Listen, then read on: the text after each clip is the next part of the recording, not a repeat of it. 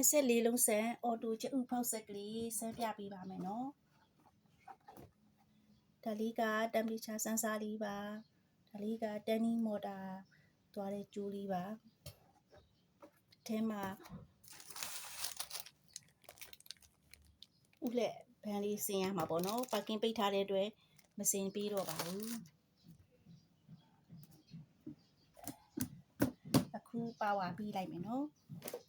ပါဝါက AC 220 volt နဲ့လည်းရပါတယ်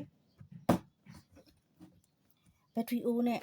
လည်းဒီမှာရပါတယ်နော်နှစ်ခုကိုပြိုင်ပြီးရင်တော့ပါဝါမပြီးလို့မရပါဘူးအခု31ရောက်ပြီပေါ့နော်39.8ကြာရင်သူကစက်ကလေးကိုအော်တိုရက်ပေးပါတယ်စက်ကလေးကိုပြီးတော့သူ့ရဲ့ကောင်းတဲ့အချက်ကပေါ့39.8မှာအမြဲတမ်းတမ်ပလီချာကို constant ထိန်းထားနိုင်တာပေါ့နော်ဒါကဝိုက်ချာအတွက်ရေဖြည့်ထားတဲ့ဘူးလေးတွေပါ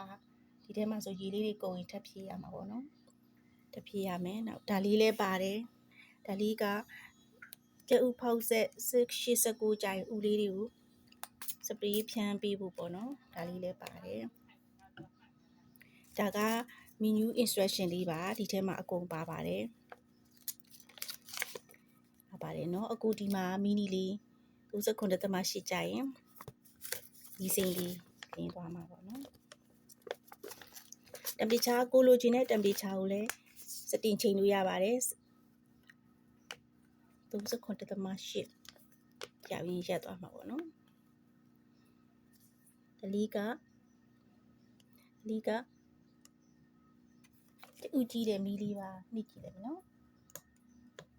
မီလေးလင်းလို့ရှင်တူလေးကိုဒီလိုလေးကြည့်လို့ရပါတယ်ဒါကတော့ကြော်စားမဲ့တူပေါ့နော်ဒါလေးက3,200,000မှာ install တစ်ခုပဲကျန်ပါတော့တယ်နော်ကျေးဇူးတင်ပါတယ်